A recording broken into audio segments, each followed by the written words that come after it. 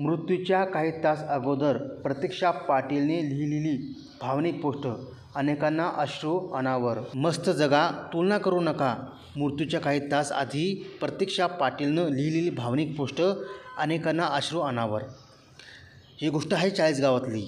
आज माझ्याकडे काय नाही आहे, गाडी आहे, बंगला, क्लासपती वन अधिकारी. मात्र आजकाल कोणाचा कोणता दिवस शेवटचा असेल हे सांगता येत नाही. त्यामुळे मैत्रिणींनो, मस्त जगा, छोट्या छोट्या गोष्टींमध्ये आनंदी राहा, तुलना करू नका. मृत्यूपूर्वी काही तास अगोदर समाजबांधावर लिहिलेली ही भावनिक पोस्ट आहे. 28 वर्षीय प्रतीक्षा समाधान पाटील यांची 27 रोजी या विवाहितेचा कर्करोगाने दुर्दैवी अंत झाला.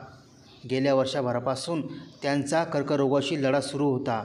वडील मनोज आत्माराम पाटील हे ग.स. पतसंस्थेचे माजी अध्यक्ष. प्रतीक्षा यांचे शिक्षण MA D.Ed होते. कुटुंब जळगावचे राहणारे होते. येथील प्राथमिक शाळेत त्या मुख्याध्यापिका म्हणून कार्यरत होत्या. मृत्यूपूर्वी महिलांना उद्देशून लिहिलेली ही त्यांची ही भावनिक पोस्ट जिल्ह्यात सर्वत्र व्हायरल झाली. समाजमाध्यमावरील त्यांच्या पोस्टने अनेकांच्या डोळ्याच्या कडा ओलावल्या. प्रतीक्षा समाधान पाटील यांचा विवाह वयाच्या 24व्या वर्षी यावल वन विभागातील वनाधिकारी समाधान पाटील यांच्याशी झाला. ते जळगाव येथेच वास्तव्यास होते. सुरुवातीला जिभेवर फोड आल्यानंतर प्रतीक्षा यांनी त्यावर उपचार केले. 3 महिने उपचार सुरूच होते. मात्र यानंतर जिभेला गाठ झाली. तपासणीदरम्यान गाठ कर्करोगाची असल्याने निदान झाल्याने अवघे कुटुंब सुन्न झाले.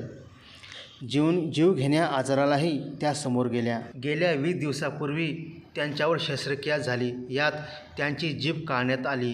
त्यांचं वजन 10 किलो कमी झालं. आपल्याला आता बोलता येणार नाही याचं दुःखही त्यांनी आपल्या पोस्टमध्ये व्यक्त केलं.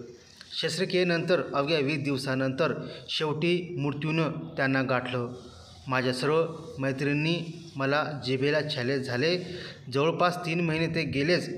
मी डॉक्टर बदलत राहिले. नंतर जिभेला तिथे गाठ तयार झाली आणि ती गाठ होती कॅन्सरची. हो, मलाच 8 फेब्रुवारीला माझं ऑपरेशन झालं. रेडिएशन थेरपी, फिजिओथेरपी, केमोथेरपी असं सगळं 4 महिने चाललं. आता मी घरी आहे आणि व्यवस्थित आहे. वजन 10 किलो कमी झालं. ट्रीटमेंट सुरू असताना तर खूप त्रास झालाच, पण ते जाऊ द्या. सगळ्यात जास्त नुकसान हे झालं की मला आता पहिल्यासारखं बोलता येणार नाही, कारण जीभच कापली. दुसरा पर्याय नसतो. खूप रडली, खूप पश्चाताप झाला, पण काहीच उपयोग नव्हता. मी वाचली हेच घरच्यांना महत्त्वाचं होतं. हे सगळं मी याकरता सांगते की माझ्याकडे काय नाही आहे, गाडी, बंगला, सोनं, नवरा क्लास वन अधिकारी आहे, सगळं आहे, पण मी नसते आज तर याचा उपयोग काय?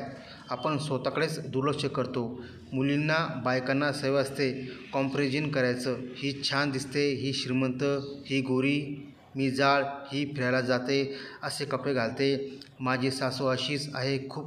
खूप असतं आपल्याकडे. पण मृत्यूच्या दारातून जो परत येतो ना, त्याला जीवनाची किंमत कळते. तेव्हा सगळ्यांनी आपल्याकडे असलेल्या छोट्या छोट्या गोष्टींमध्ये आनंद घ्या, जीवन जगा. आजकाल कोणाचा कोणता दिवस शेवटचा असेल सांगता येत नाही. आणि सगळ्यात महत्त्वाचं, आपण काय खातो याकडे लक्ष द्या. आपल्या पोस्टमध्ये यापुढे लिहितात, मैत्रिणींनो, आपण सगळ्यांकडे लक्ष देतो आणि स्वतःकडे दुर्लक्ष करतो. आयुष्यात सगळे समोर असताना प्रकृती चांगली असेल तरच आपण त्याचा आनंद घेऊ शकतो. पण मृत्यूच्या दारातून जो परत येतो ना, त्याला जीवनाची किंमत कळते. तेव्हा छोट्या छोट्या गोष्टींमध्ये आनंदी राहा, जीवन जगा, असा संदेश देणाऱ्या प्रतीक्षा यांच्या सकारात्मकतेची उजेड वातच मृत्यूने विझून टाकली.